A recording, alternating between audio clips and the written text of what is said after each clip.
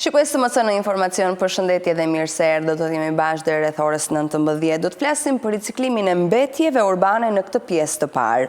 Menaxhimi i mbetjeve urbane është një problematik që vijon të kërkojë vëmendje jo vetëm nga media, por edhe nga pushteti lokal edhe ai qendror. Ne kemi raportuar me 10 lajme të tilla si djegje landfillesh apo qytete lumenje dhe liçene të cilët janë të mbushur me plehra. Por pse nuk kemi ende një strategji të suksesshme për menaxhimin e mbetjeve? Përse nuk ndërtohet një industri riciklimi dhe a do të ishte me vlerë diçka e tillë, qoftë për menaxhimin e mbetjeve, qoftë edhe për të gjeneruar të ardhura? Çfarë hapash duhet të ndërmarrë pushteti vendor dhe ai qendror? Të gjitha këto do t'i diskutojmë. Me mua në studio është sipërmarrësi nga industria e riciklimit zoti Berdyl Balteza. Faleminderit që jeni këtu. Faleminderit ju. Dhe na bashkohet përmes internetit Lulzim Bauman, ekspert midisi. Faleminderit zoti Bauman. Faleminderit juve. Po e nis me ju zoti Balteza. Si funksionon aktualisht në Shqipëri industria e riciklimit? Ne kemi një fabrikë riciklimit të letrës, kemi linjën e prodhimit të kartonit, valzuar, dhe linjën e paketimeve, që do me thënë ne kemi qarkun e mbyllur të veprimtarisë tonë. Problemi më i madh i joni është natyrisht riciklimi, sepse fatkeqësisht nuk arrim dot të mbledhim aq shumë letër sa të punojmë 30 ditë e muajit apo 24 ditë në muaj. Ne maksimumi punojmë 10-12 ditë në muaj. Letrat nga bashkitë e qyteteve, vetëm kohët e fundit, ka filluar bashkia e Garatit, ka bërë një impiant për mbledhjen e letrave, edhe ne ja blejmë atyre letrat. Në të njëjtën kohë ka filluar dhe bashkia e Belqit. Gjithë qyteti vogël, po ne jemi shumë të interesuar për t'i ndihmuar. Bashkitë nuk kuptojnë një gjë, që nuk kanë humbje me grumbullimin e mbetjeve. Ndërkohë juve i blini ato letra, paguani. I blejnë. Pra, këtu problemi është që thjesht organizimi. Ne ligjin për ndarjen e mbetjeve urbane e kemi qenë vitin 95. Po që nuk zbatohet. Po që nuk është zbatuar asnjëherë.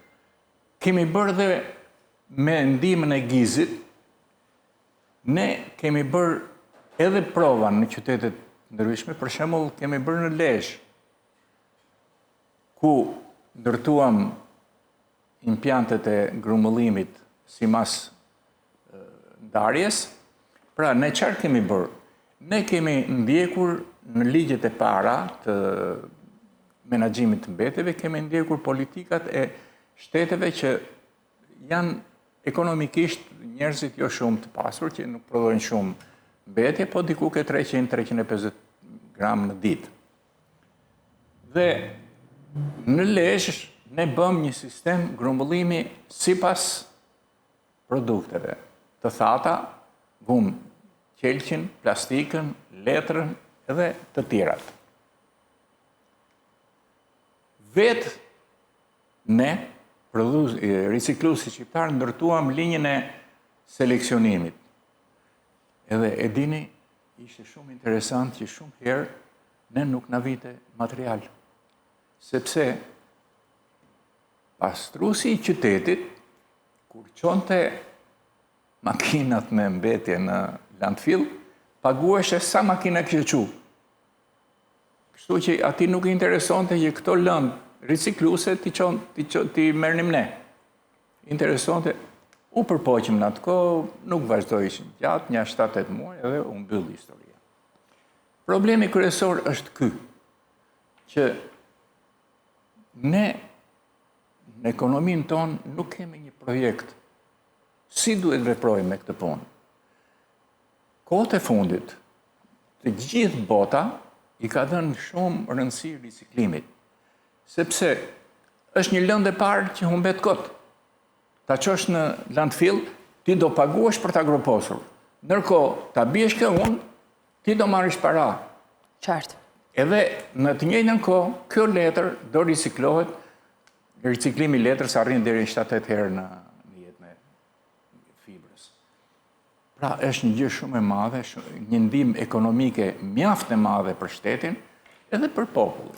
Mirë, do përfshi në bisedë edhe zotin Bauman Zoti Bauman, aktualisht, a kemi ne një strategji të menaxhimit të mbetjeve që përfshin riciklimin?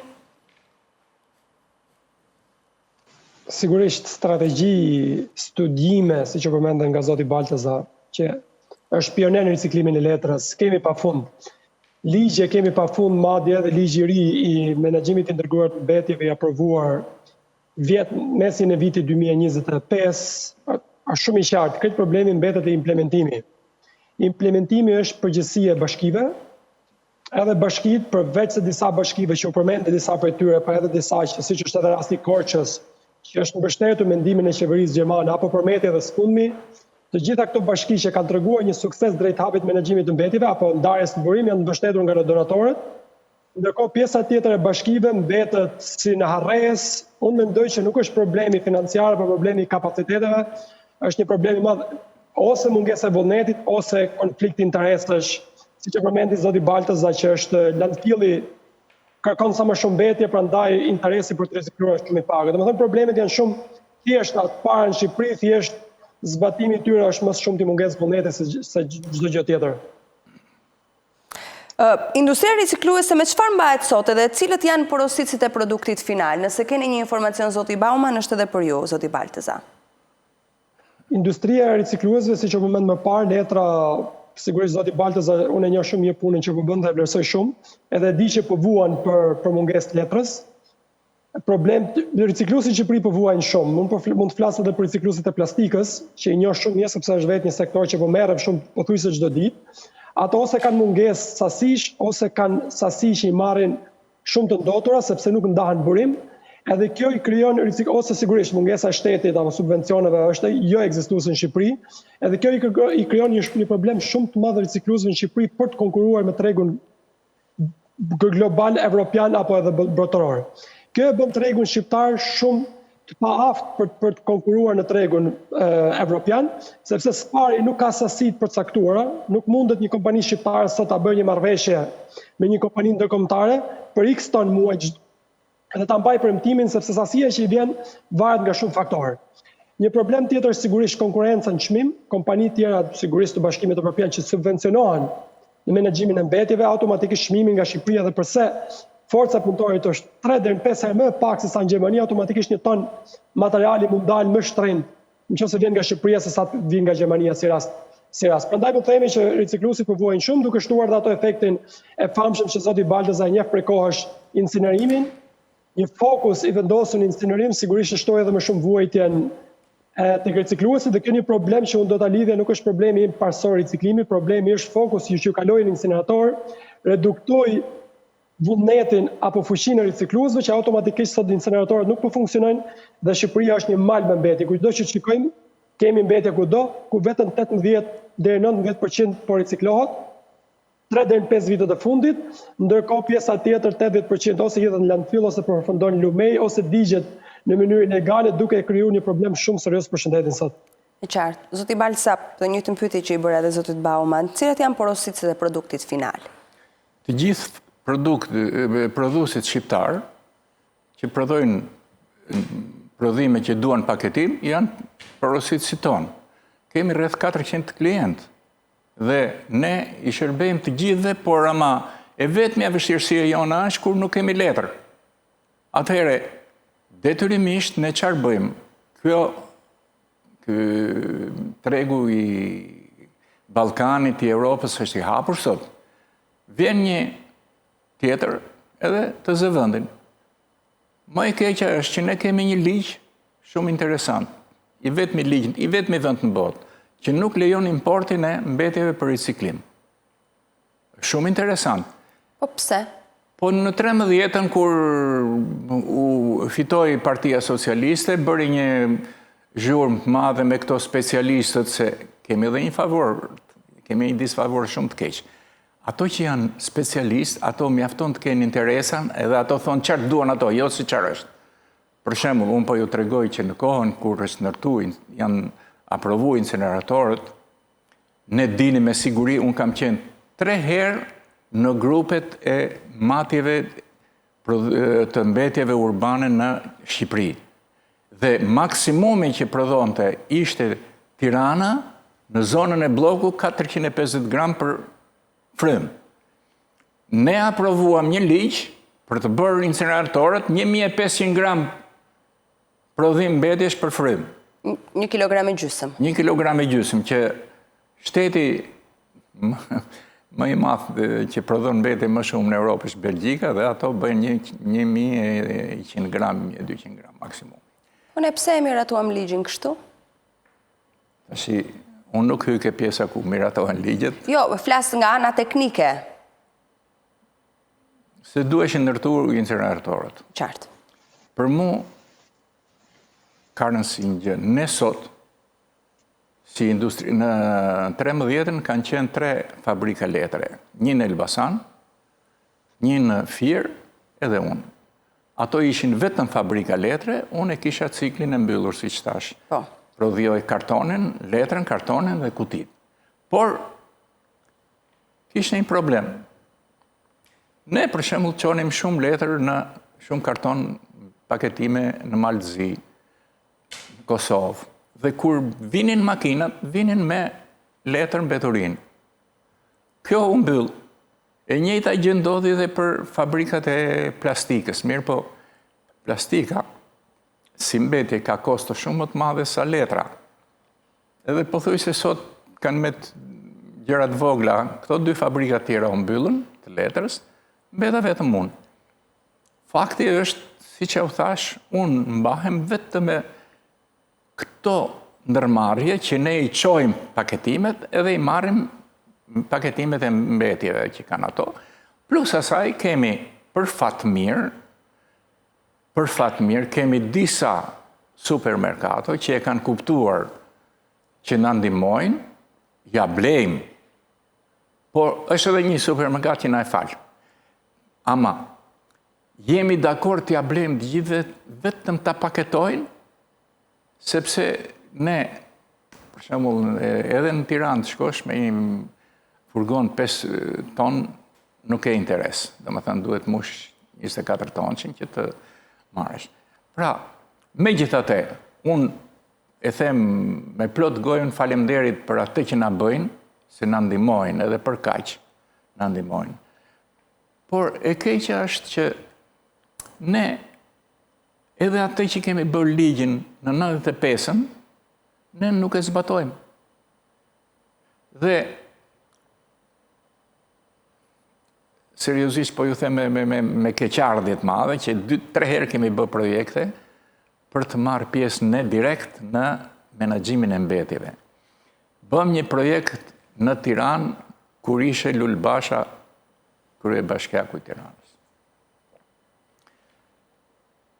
U mlodhëm 10 kompani ricikluese dhe 2 kompani të huaja, një italiane dhe një gjermane. Dhe fatkeqësisht nuk e bëm dot ndërmarrjen. Më besoni, sot ne kishim ndërtuar një histori, një projekt të tillë që në parkun e Tiranës do bënim riciklimin e mbetjeve organike, gjetheve, barishteve, këtyre gjërave, si që bën gjithë Europa, prodhohesh gaz natyral, prodhohesh edhe mbetje për bujqësinë. Edhe ishte një produkt cilësor, po themi. Shumë cilësor, se ishe biologjik, s'kisha asnjë të merr. Plus asaj, i tham edhe kaq, që ne, me gazën që do prodhohet nga ky riciklimi i mbetjeve organike, ne do prodhojmë energji elektrike për komplet atë park, do ta japim gratis. Dhe përsëri nuk u zgjotet. Nuk u bë dot. Pastaj, si të thuash, mbetën vetëm 2 kompani riciklimi alumini, sepse Europa ndroi për metalet, ndroi klasifikimin. Nuk i quajti më mbetje, po i quajti lëndë të parë dytësore. Ato i quajti zyrtarisht, sepse kishte shumë vende në Europë që nuk ishin industri riciklim alumini edhe metalesh. Atëherë, ato që kishin e qarkullonin. Nërsa, për mbetjet plastikën, letrën, Europa ka një ligj të brendshëm në gjithë shtetet.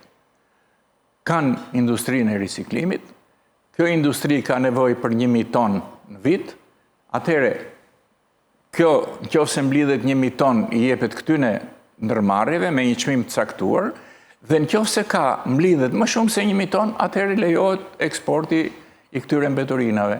Nërsa ne kemi të kundërtën. Ne kemi lejohet eksporti, nuk lejohet importi. Dhe na ndodhin fenomene që është për të qeshur. Për shembull, para ca kohësh ishte një italian, kishte mblidhte letër, shkonte atje ku i pagunim ne 70 euro tonin. Kjo tha, a 70 pagun, na 90. Edhe e çonte në Itali me faturë 120 euro tonin, kur në bursë në Itali nuk ka arritur kur në herë më tepër se 90 euro tonin. E qartë, Zoti Bauman, ka patur shumë premtime për ndarjen e mbetjeve në burim. Përvoja ndërkombëtare flet për një kulturë të imponuar tek qytetari që është prodhuesi mbetjeve. Të gjithë na ka ndodhur që kur kemi qenë jashtë kemi parë kontejnerët e mbeturinave të ndarë për mbetjet organike, qelçin, plastikën apo letrën. Për çfarë duhet ndarja në burim dhe si mund të kthehet ajo efektive? S'pari dështoja sigurisht që duhet të jetë një kulturë imponuar dhe ajo që është e bukur është një qytetar shqiptar në Gjermani, kur është në Gjermani bën ndarjen e mbetjeve dhe në Shqipëri nuk e bën ndarjen e mbetjeve. Edhe këtu do të ndërlidhem që nuk është faj qytetarit, sepse po të ishte faj qytetarit do ishte njëjtë gjë si në Gjermani apo edhe në Shqipëri për të njëjtin qytetar. Problemi në Shqipëri është që mungon infrastruktura. Infrastruktura rregullohet me ligj që sigurisht është përgjegjësi e bashkive, por edhe detyrim është totalisht i bashkive. Në momentin që këto bashkit nuk e bëjnë, ose bëjnë vetëm ato pjesën e hallkës parë që bëjnë ndarjen burim, por nuk e kanë pjesën fundore, se ku do shkojnë të mbetjet ndarë dhe përfundojnë grumbullohen së bashku, duke i zgënjur qytetarët për angazhimin që ta bëjnë për ndarjen burim, dhe kjo është një arsye që automatikisht ne dalim që Shqipëria 90% bashkive nuk kanë ndarjen burim. Dhe kjo është ajo problemi që ne diskutojmë edhe sot, që bashkitë sigurisht duhet marrin më shumë presion, kur e kam fjalën për presion, më shumë presion ligjor nga niveli qendror, që të permesojnë apo të krijojnë infrastrukturën bazë ndarjes në burim në mënyrë që për pas fillojnë ndarjen në burim. Dhe impakti i ndarjes në burim sigurisht ka shumë të mira, ndër më të mirat është reduktimi i mbetjeve që përfundojnë në landfill. Ndërkohë në Shqipëri landfillet parashikohen për 20 deri 25 vite, po mbushen shumë herë më shpejt se sa 20 vite. E kundërta ndodh në Gjermani, pa marrë një shembull ku unë sot ndodhem në Gjermani, planifikohen për 30 vite, por shkojnë deri në 50 vite, për arsye se mbetjet që shkojnë në landfill reduktohen masivisht. Pjesa tjetër sigurisht riciklimi ndihmon edhe tregun vendas. Ndodh mjedisit dhe krijon zbut ndodhin e mjedisit dhe krijon ato që ne themi ekonomia shpekulluse, që automatikisht ato mbetjet, siç e përmendi zoti Baltoza, letra mbahet deri në 7 herë në riciklim, në qarkullim dhe nuk përfundon si ndotje apo si material problematik që mbush apo të mbush landfillet. Zoti Baltoza, formula integrimit të industrisë ricikluese në menaxhimin e mbetjeve si mund të jetë? A duhet përsëritur koncesioni apo thjesht përmes njësive vendore për të funksionuar siç duhet? Shikoni, më falni. Po. Kemi shembuj të gjithë Europën, të gjithë botën. Edhe mund të shifet ne si grup ricikluesish 3 herë Komuniteti Evropian na ka çuar nëpër Europë për të parë se si bëheshe në çdo vend. Dhe jemi habitur që në Zvicër, sipër atyre kazanave të mbetjeve, kishe një kamera. Edhe ne u habitëm edhe kur erdhëm në bashki, pyetëm, falni, po kjo kamera? A, tha, ne kemi vendosur ka 10 vjet kamera që rri atje. Dhe në orën 7 të mëngjesit të darkës, ne japim emision, në qoftë se njeri ka shkel, ka fut letrën ke xhami, atëherë ne e gjobisim. Po e gjobisim publikisht, ta dëgjojnë gjithë. Duke e bërë shembull. Ishte një gjë shumë e bukur që mund të bëhet pa fare thjesht kudo. Megjithatë, shumica e vendeve kanë edhe këtë kontroll. Ka një kontroll, ka një grup bashkia, Po ne kishim bashkinë kundër në Tiranë. Më besoni që kur zoti Elia Isa është në burg tash dhe nuk bën të flasim, po ne na thirrën në bashki, edhe na thanë mbeti nga bashkia jo, ju jeni hajdut, ju merrni pa lek, pa gjë. Ndërkohë që ne kishim bërë program që të fitonte bashkia. Përmes blerjes. Përmes blerjes, keni parasysh një gjë, unë rizikloj 100 kapaciteti sot, ne po arrisim, po bëjmë edhe përmirësime, 100 ton, 70, 80, deri 100 ton ditë. Po 100 ton nga 70 euro, i thosh 7.000 euro, sa punëtor mund të mbante bashkia? Në një muaj, 7.000 herë 30, pra, ishte një buxhet, sa do i vogël, po mund të mimote familjet e varfra, kishe shumë gjëra që mund të bëheshin. Aq më tepër që mund të kishe edhe ne mundësi të zgjeroheshim si fabrika.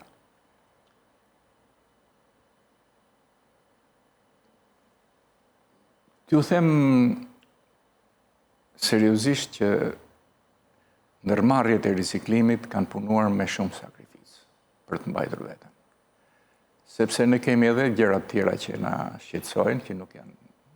Shteti ju ndihmon? Sa bashkëpunëtore keni shtetin për t'ju përkrahur në këtë nismë që është shumë e rëndësishme për mjedisin, për institucionet, për kompanitë private?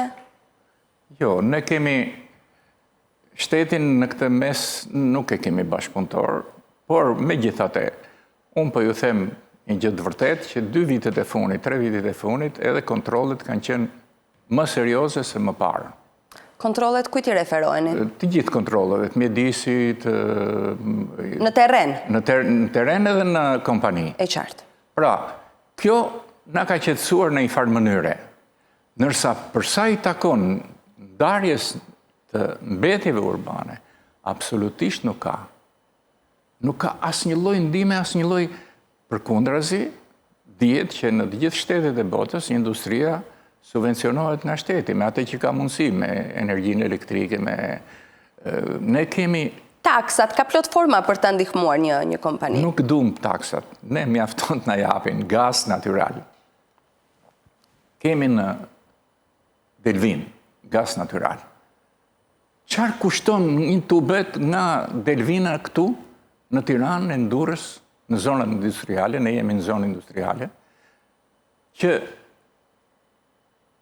ky produkt të dali me çmim më të vogël, sepse rritja ekonomike e një shteti nuk është rritja ekonomike e një ndërmarrje, është rritja ekonomike e gjithë ekonomisë kombit. Pra ne duam na ikën rinia. Pse i ikën rinia? Se ne, unë po ju them një gjë që është 20 vjetë përpara, ne pagunim 450 lek, 450.000 muaj për punojës. Ishin shumë të kënaqur. Ishe rroga ndër më të mirat edhe na thoshin bile kishe shumë shok tonë të orë, na morët në qafë, budhoj. Tani si ka shkuar ato rroga? Ra, po 500 është sa e ka shteti, po është rritur 3 herë kosto e jetës. Pra, në këtë sens, ne na vjen shumë keq që nuk jemi të zot vetë ta bëjmë këtë punë. Se me ato njerëz jetojmë. Ato janë njerëzit tonë, ma besoni që i kemi pothuajse si të familjes tonë. E kuptoj. Ndërkohë, ndikimin në mjedis, zoti Bauman, ka studime se si ndikon riciklimi në mjedis, si ekspert mjedisi që jeni? Sigurisht, ndikimin mjedis, ajo që përmendë pak dhe më parë automatikisht redukton mbetje që shkojnë në landfill. Ato mbetje që shkojnë në landfill do mbetin aty për shumë vite, madje ka studime që plastika do mbetet aty edhe për 450 vite. Dhe kjo është një ndikim që përveç se landfilli duhet menaxhohet gjatë gjithë kohës, zakonisht kërkesat evropiane janë për atë ligj shqiptar, në momentin që mbyllet një landfill do të ndiqet edhe 30 vite më tej. Kështu që automatikisht, nga sot, ne po bëjmë një dëm shumë të madh në shëndetin e njeriut, që lidhet sigurisht edhe me impaktin ekonomik, që ato mbeti që nuk po riciklojnë, po i dërgojmë në landfill. Një problem tjetër është Shqipëri, përveç mbetjeve që përfundojnë landfill, një pjesë prej tyre, siç e thamë, riciklohet, një problem është që një pjesë e tyre hidhen edhe lumen, ne sot e kemi para pak muajsh kishim ankesa nga Kroacia për ndodhin e plastikës që shkon deri në Kroaci. Dhe ne ta imagjinojmë ato pjesën që kur shkon plastika deri në Kroaci, se sa plastik është përndajë në brigjet e deteve apo lumejeve në Shqipëri, dhe automatikisht gjitha këto krijojnë probleme shumë dhaja. Mbetjet janë nga më të ndryshme, ne përflasim kryesisht për mbetjet urbane, po sigurisht kemi edhe ato mbetjet e rrezikshme, siç u diskutu para pak kohësh për Kurumin, apo mbetjet tjera të rrezikshme që nuk dihet se ku shkojnë pavarësisht se shumë industri, qoftë vogle, qoftë mëdha i prodhojnë. Edhe arsye pse unë sot më shumë jam rrugëve më shumë se sa si ekspert, si aktivist mjedisor, dhe ngrej zërin më shumë si aktivist mjedisor është sepse më shumë ti mbi gjithçka më shqetëson shëndeti i shqiptarëve se sa rritja ekonomike e tyre, sepse për mendimin tim rritja ekonomike sigurisht vjen dytësor. Dhe kjo është një problem që e kam edhe personal, përveç se profesional, që sigurisht unë jam rritur edhe një ndër aktivitetet më të mëdha që kam patur ka qenë dotja e Ishmit, bazeni i Ishmit që është në lumet më të ndotur në Evropë, dhe sigurisht vazhdoj e përmend sa herë më jepet mundësia, sepse është një lum që po rrezikon jetën 1 milion banorëve, 1/3 e shqiptarëve që jetojnë përgjatë atij baseni. Dhe si prandaj riciklimi është një domosdoshmëri, përveç se janë objektivat të Bashkimit Evropian që duhet respektohen në momentin që ne kaq seriozisht po duket që e kemi për të bërë pjesë e Bashkimit Evropian, por është edhe një domosdoshmëri ekonomike, respektim ligjesh, por mbi gjithsesi do ta përmbyll të pjesa e shëndetit, sepse riciklimi ndikon automatikisht në një midis të pastër. E qartë. Mirë, ne do të shkojmë shumë shkurt në reklama, do kthehemi përsëri në bisedë në të njëjtën tematikë.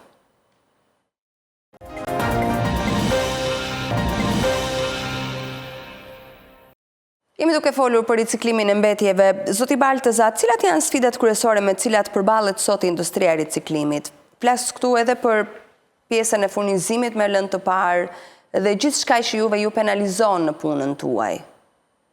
Ne i përmendëm në fakt pak, po... Kryesisht janë këto që ne nuk arrim do të mbledhim letër për të punuar gjithë muajin. Tashi, ajo fabrika 38 punëtor, punon 10 ditë, 12 ditë, unë deri në fund të muajit do t'i mbaj se... Je detyruar për t'i paguar. Më e keqja është ajo që është frika jonë. Deri tashi kam 25 të huaj në ndërmarrje, punonjës të huaj. 35 keni në total? Po. Pjesa dërmuese që në kanë të huaj? Unë kam 182 punëtor, e 35 janë e qartë, okej. huaj. Pra... Gati 30%. Nuk më intereson, nuk e dua këtë punë. Pastaj, ne duhet marrim shembuj botën. Sot Europa ka vënë një limit. Deri në fund të vitit duhet të riciklohet 75% e letrës. Çfarë interesi ka shteti jon të zëj lëndfille, të bëj lëndfille? Ne nuk kemi një shtet që kemi toka pa fund, shkretina që nuk ka shu. Kudo që ta bësh lëndfillin është tokë buke.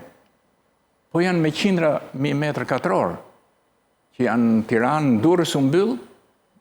Në Fier ka edhe në Vlorë incinerator. Shumë bukur. Pra, lëndfille. Në këto, pse duhet djegur kur ndërkohë ne mund t'i riciklojmë? Kemi rastin e Vlorës që vetëm gjatë verës pati disa zjarrvënie në lëndfillin e Vlorës. Edhe çfarë digjet plastika, letra edhe druja. Tjera metalet nuk digjen. Po. Atëherë, filozofia inxhinierike thotë që lëndën e parë duhet ta përpunosh në vend që të marrësh përfitimin kryesor. Ne shembujt më të këqij kemi që nga fillimi i 90-s, viteve 90. Ne marrim naftën, ja japim tjetrit, ta çoj kudo ai në Kinë. Marrim bakërin, mineral është, lëndë e parë. Siç është lëndë e parë letra për riciklim, ashtu është edhe bakri. Ai e merr e përpunon jashtë. Këtu nuk ato punëtorë që punonin në këto industri që ishin të paprishura, këto u prishën. Dhe këtë mu më habit fakti si ka mundësi që një shtet nuk ka vënë një piket për zhvillimin e industrisë, se është e vetmja gjë që e mban shtetin gjallë. Dhe na vjen keq pa mas. Zoti Bauman, cilat janë mënyrat më efektive për të ndërgjegjësuar qytetarët për rëndësinë e ndarjes së mbetjeve, duke marrë parasysh edhe kulturën aktuale? Zoti Balca e dha një shembull, po. Më falni. Po. Po ja u them unë. ndërtuam në Shëngjin, si që thash, në Laç, më falni, ndërtuam impjantin e seleksionimit mbetjeve. Qytetarët mas 2 muajsh e bënin punë e vete një mrekulli. I qonim të gjitha ati ku duesh. Kur mblidheshin Kur mbetjet? mblidhesh bashkia me atë makinë që mblidhe mbetjet, fuste edhe letrën, fuste edhe plastikën, fuste edhe xhamin. Pra, nuk është problem, ky është problem disipline. Ky është problem disiplinë shtetërore. Këtë duhet ta bëj shteti kur në 95-ën ke ligjin që duhet ndahen mbetjet dhe të bëhet një linjë për...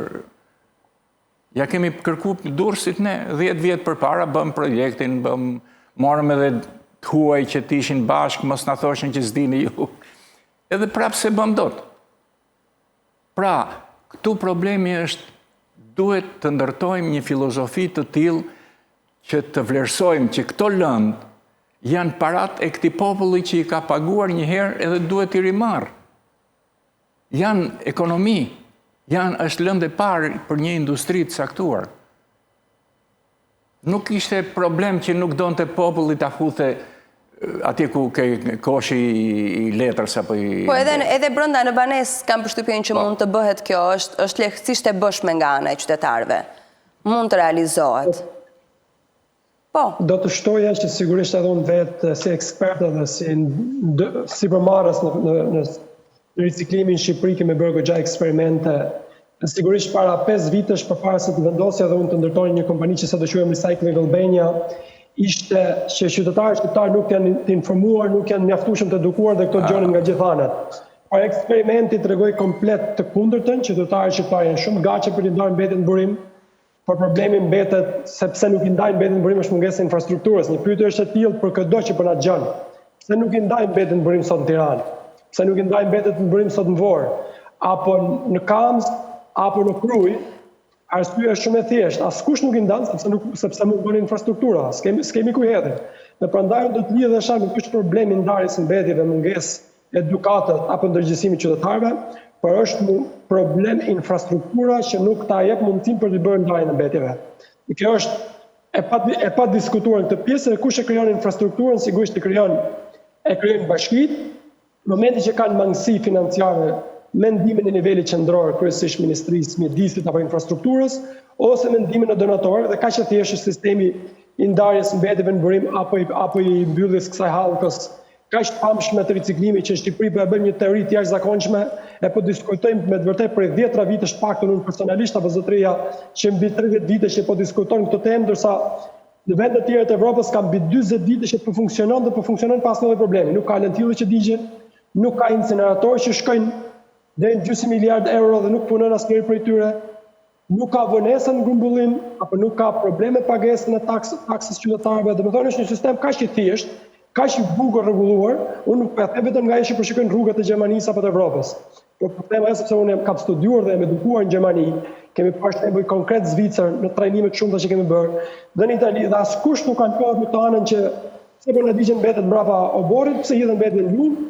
Kjo është saktësisht nuk është as pak mungesë kapacitetesh apo njohurish, nuk është mungesë financiare sepse para në Shqipëri ka plot, që shikoni që po disa prej tyre edhe me miliona euro po zhduken apo po fundojnë ekstra në një tunel plus deri në 50 milionë euro. Problemi është sigurisht lidhet me vullnetin, edhe në këtë rast sigurisht presionin që marrin bashkitë kryesisht edhe nga niveli qendror, sepse besoj në fazë që jemi qytetarë nuk kanë çfarë bëjnë më shumë. Se sa thjesht presin derisa infrastruktura të krijohet të bëjnë ndarjen burim, siç e bëjnë shumë mirë kur janë në Evropë.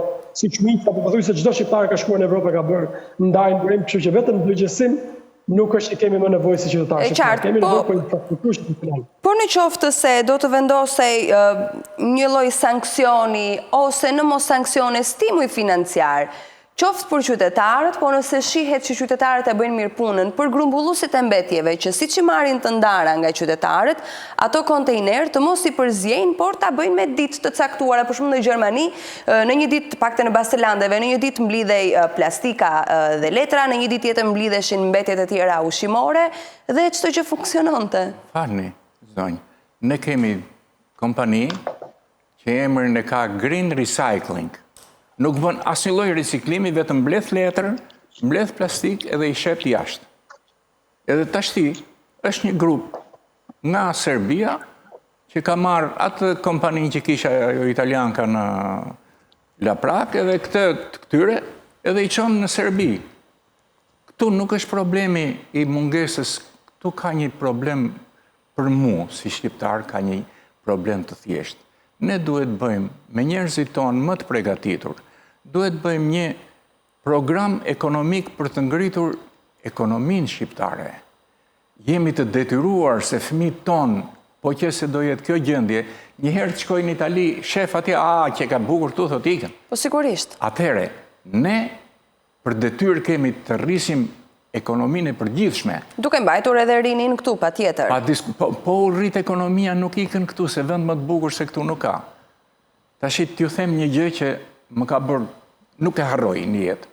Edhe bile mërzitet njerëzit nga njerë kur ja kujtoj për 2-3 herë. Vinja në vitet 98 nga Gjermania në Tiranë, në avion. Dhe gjithë fusha e fushkryes, që ka qenë një ndër fushat më pjellore të Shqipërisë, kishte mira shtëpia të ndërtuara dhe dritat ndezura.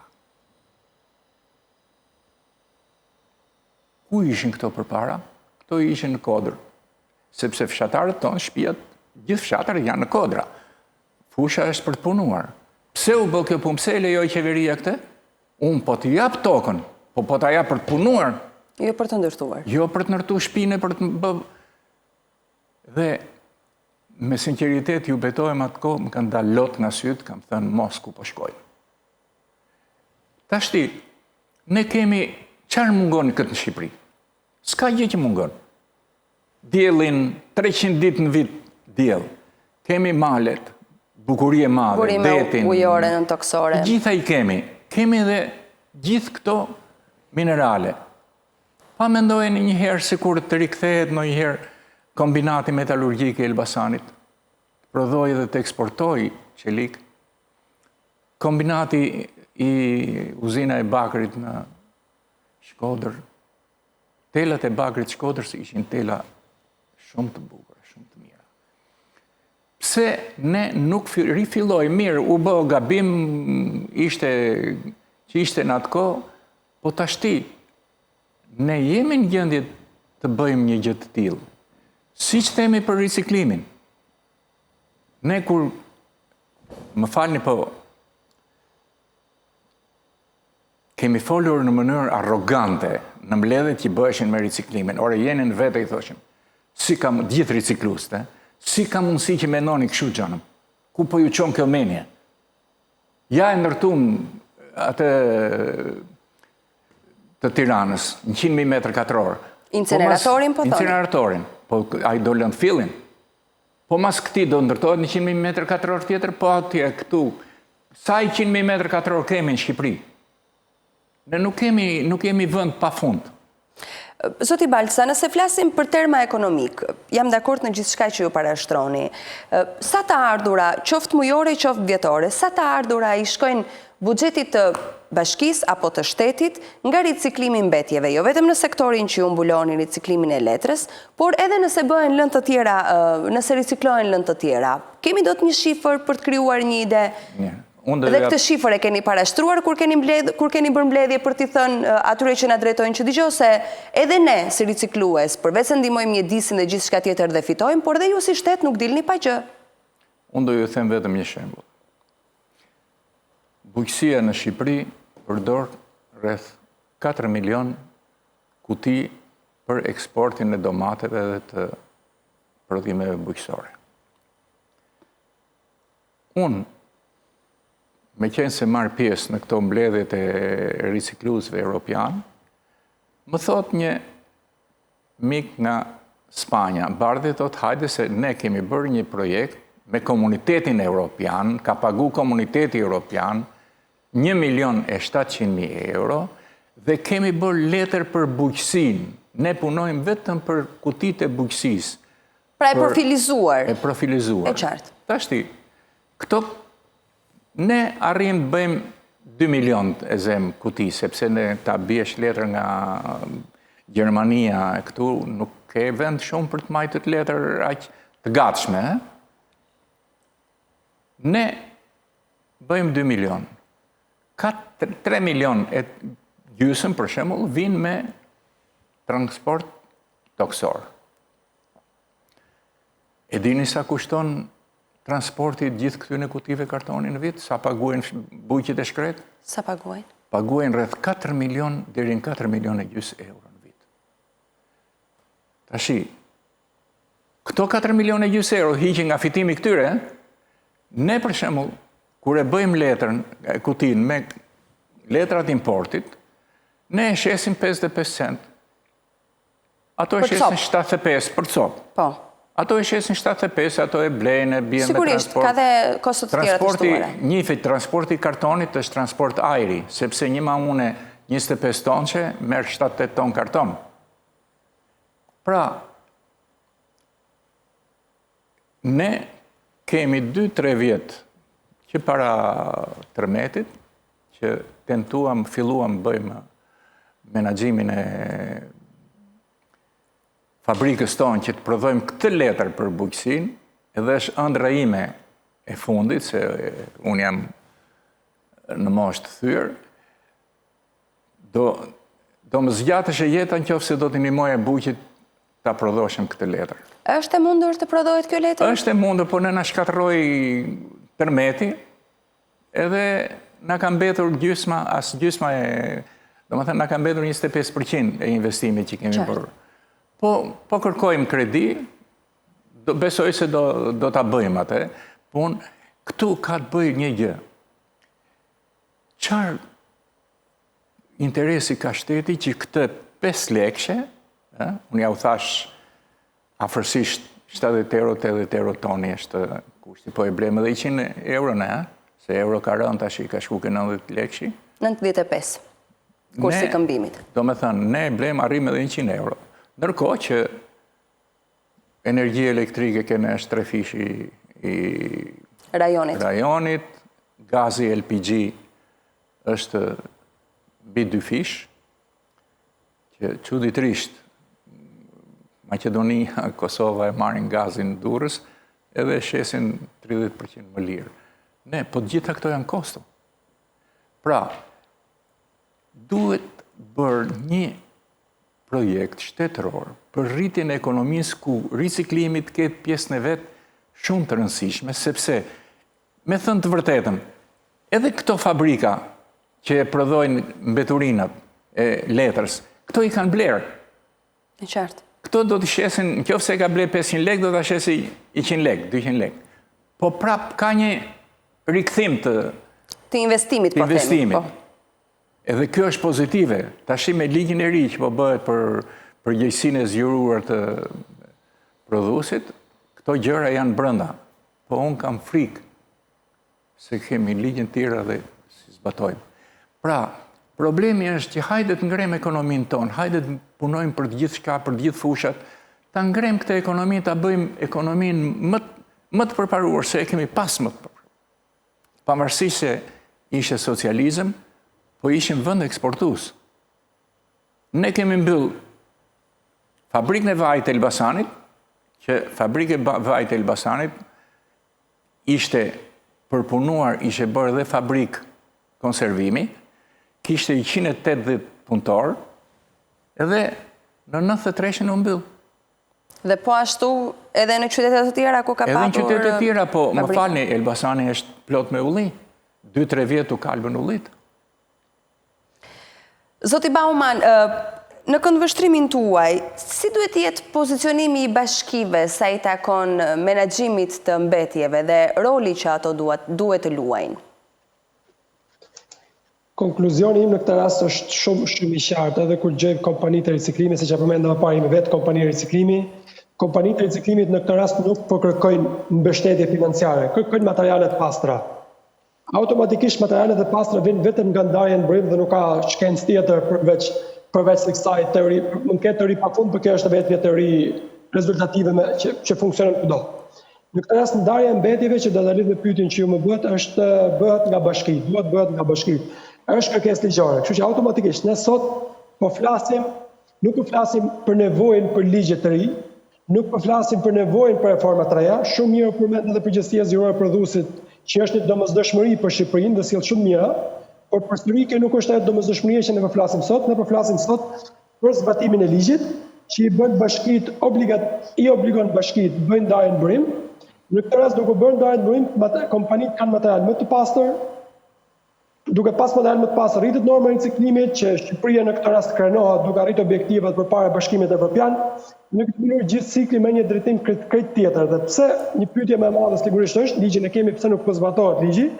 Ligji nuk po zbatohet për shumë arsye, siç ne e dimë edhe në terren se çfarë ndodh, edhe pse fundmi u konfirmua dhe nga zoti Balta që ka kontrolle më të rregullta, por përsëris sot kur flasim, unë di personalisht shumë kompani që i djegin mbetjet e tyre në oborrin e tyre, që duket tymi që në Tiranë, që deri në Agjencinë Kombëtare të Mjedisit po dalë drejtare e shikon shumë një inspektorë që dikush po djeg mbetjet.